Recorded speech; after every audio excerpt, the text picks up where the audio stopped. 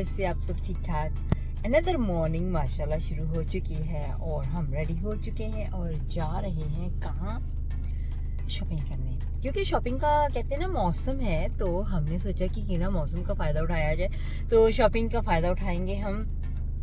तो हम जा रहे हैं आज स्टॉकपोर्ट शॉपिंग करने के लिए। मौसम दिखाती हूँ आपको, चेक करें ज़रा मौसम। बारिश बारिश बारिश बारिश, तो जी बारिश हो रही है, तो हम निकलने लगे हैं घर से।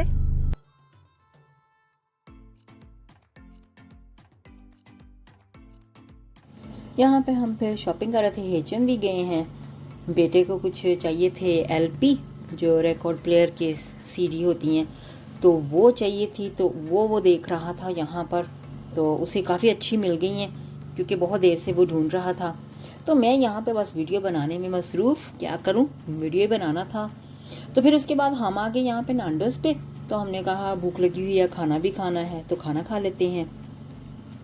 तो घर आई हूँ, तो घर आके फिर मैंने कहा चलो अब 2-3 दिन का खाना जो है वो इकट्ठा बनाऊँ। जैसे कि मेरी हैबिट है कि मैं 2-3 दिन का इकट्ठा ही बना लेती होती हूँ।